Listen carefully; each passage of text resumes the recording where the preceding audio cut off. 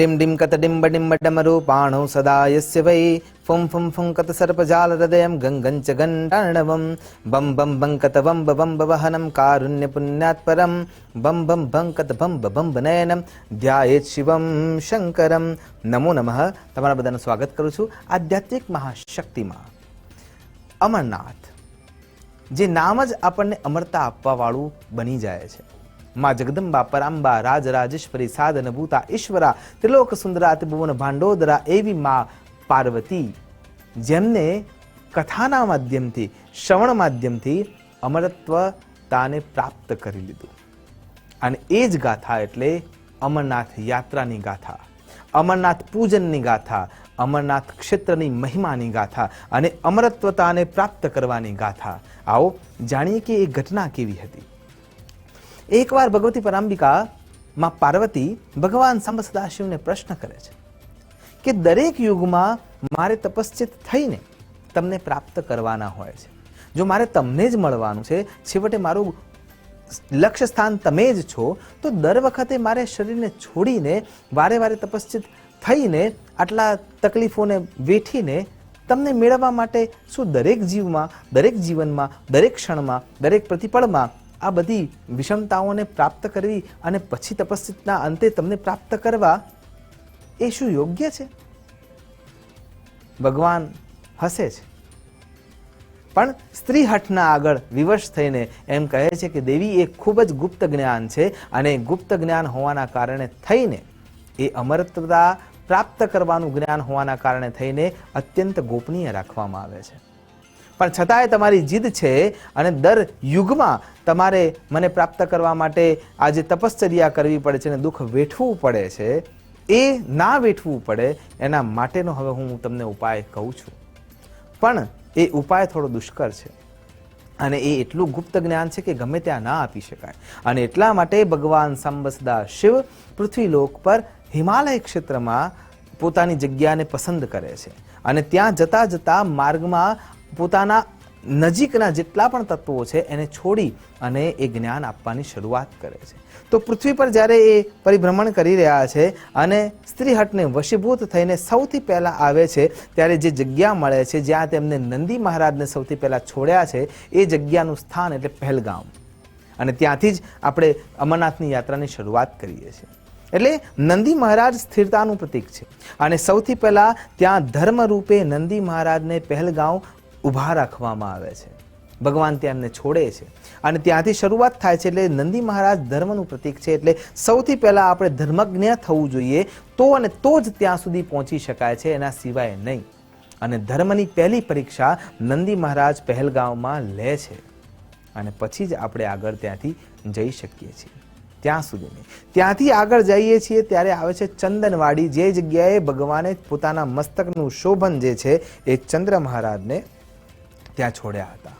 એટલે કે જ્યારે તમે ધર્મને જાણો છો, ધર્મની પરીક્ષામાંથી પસાર થાઓ છો, ત્યારે તમારા મનમાં કેવળ ધર્મની ભાવનાઓથી ઉત્પન્ન થયેલી જે શ્રેયસ્કર્તા છે એ જ સ્થિર થઈ શકે છે।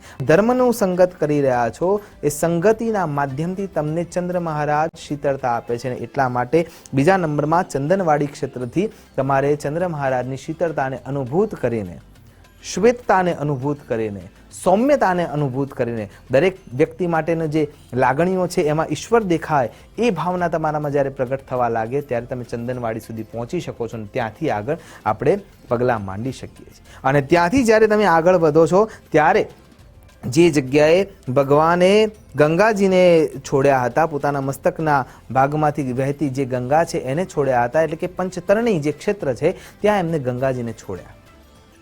ગંગાજી શરીરને શુદ્ધ કરે છે અને મનને પણ શુદ્ધ કરે છે અને જ્ઞાન હંમેશા વહેતું રહે છે। એટલે કે જ્યારે તમે ચંદ્ર મહારાજ પાસેથી શીતળતા પ્રાપ્ત કરી છે, પંચતરણીમાં પાંચે પાંચ ઇન્દ્રિયોને વશીભૂત કર્યા છે, પંચ કર્મેન્દ્રિયો, પંચ જ્ઞાનેન્દ્રિયો અને પંચ તત્વને આત્મસાત કરી લીધા છે અને પછી જ તમે ત્યાંથી આગળ જઈ શકો છો। ત્રિગુણાતીત અવસ્થામાં પહોંચવા માટેની જે શરૂઆત છે એ ત્યાંથી મળે છે અને એટલા માટે પંચતરણીમાંથી પોતાના મનના ઉદ્વિગોને તારણ માટે વહાવી દેવાના હોય છે અને પછી એ જ્યારે વહી જાય છે ત્યારે જે શુદ્ધ ચેતસતા આપણા શરીરમાં ઉત્પન્ન થાય છે એ જ ત્યાંથી ગંગાજી આપણને પવિત્રતા આપી ચંદનવાડીથી આપણે આગળ વધીએ છીએ. માટે જે ચોથું ગંતવ્ય સ્થાન હોય છે, જે જગ્યાએ ભગવાને પોતાના શરીરના તમામ સર્પોને છોડ્યા હતા, એ જગ્યાએ શેષનાગ તરીકે આપણે ઓળખીએ છીએ. ત્યાં આપણે આપણી જાતને ત્યાં નાગની જેમ એક સ્થિરતા પ્રાપ્ત કરાવવી પડે છે. અને સ્થિરતા પ્રાપ્ત કરાવ્યા પછી જે આગળની જગ્યા છે, જે જગ્યાએ એમને પોતાના સંતાન ગણેશજીને છોડ્યા, જેને આપણે ગણેશ ટોપ તરીકે ઓળખીએ છીએ અથવા મહાગુણા પર્વત તરીકે ઓળખીએ છીએ. અહીંયા 3 પ્રકારના ગુણ, સત્વ, રજસ અને તમસ, 3 પ્રકારની વ્યાધિઓ, આદિ વ્યાધિ અને ઉપાધિ, આદિ દૈવિક, આદિ ભૌતિક અને આધ્યાત્મિક, આ 3 પ્રકારની ચિંતાઓ આપણે છોડવાની હોય છે. અને મહાગુણા પર્વત એનું નામ એ છે. અને ત્યાં ભગવાન ગણેશજીને છોડ્યા છે. એટલે કે એ સમયે આપણે ગુણની પરીક્ષા આપવાની છે. તે ગુણાતીત થઈને પછી ત્યાંથી આગળ ગુણોની પરીક્ષા આપ્યા પછી આપણા જીવનના ખરા અર્થના શ્રી ગણેશ શરૂ થાય છે. અને ત્યાંથી આપણે આગળ વધવાનું હોય છે. અને એટલા માટે ત્યાં ગણેશ ટોપ ઉપર આપણે આપણી જાતને ભગવાનના ચરણોમાં સમર્પિત કરી દેવાની હોય છે. ત્યાંથી આગળ જઈએ છીએ એટલે પિસ્સુ ઘાટી આવે છે. એટલે કે નાનામાં નાનો જે દોષ આપણા શરીરમાં રહ્યો છે, મનમાં રહ્યો છે, વિકાર રહ્યો છે, એ ષડરીપુઓનો નાશ એ કીડાના રૂપમાં છે. અને ત્યાં આપણે એને છોડી દેવાનો છે. અને પછી ત્યાંથી આગળ વધી શકાય છે. અને ભગવાન સાંબ સદા શિવ પાર્વતી દેવીને લઈને આ પ્રમાણે આગળ વધી રહ્યા છે. જેમ જેમ આગળ જાય છે ત્યાં પછી તે પોતાના શરીરના પંચમહાભૂતોને પણ છોડી દે છે. એટલે કે હવે શુદ્ધ ચેતના જ બચી છે. અને એ ચેતના થકી ભગવાન આગળ જઈ રહ્યા છે.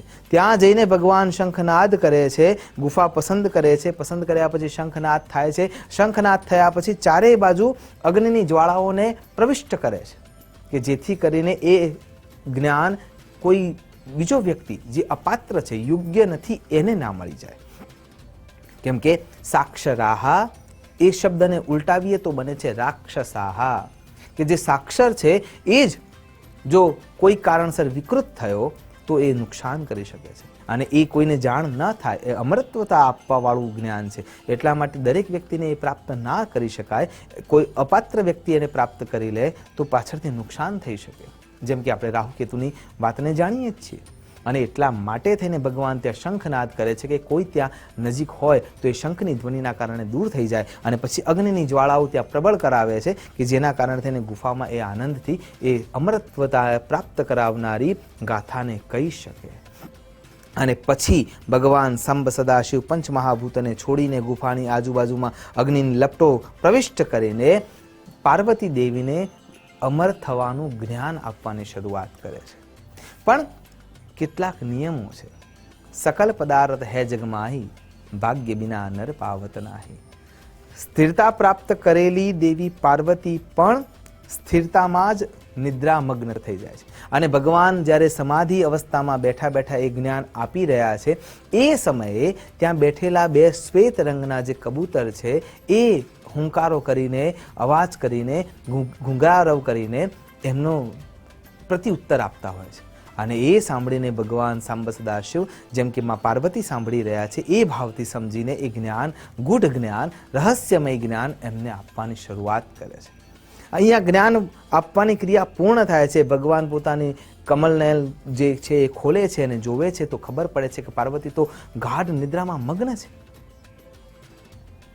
અને એ જોઈને એમને ક્રોધ આવે છે કે આ અમર થવાની જે ગાથા છે એ તમે સમજી નથી શક્યા.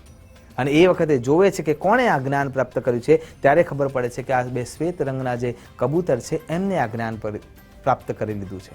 અને જ્યારે એ ક્રોધાવશાત થઈને એને મારવા માટે જાય છે ત્યારે કબૂતર એમ કહે છે કે અમને જે જ્ઞાન મળ્યું છે એ જ્ઞાન અમરત્વતા આપવાવાળું છે, પણ જો હવે તમે અમારો નાશ કરશો તો આ તમારું જે અમર જ્ઞાન છે એ મિથ્યા થઈ જશે.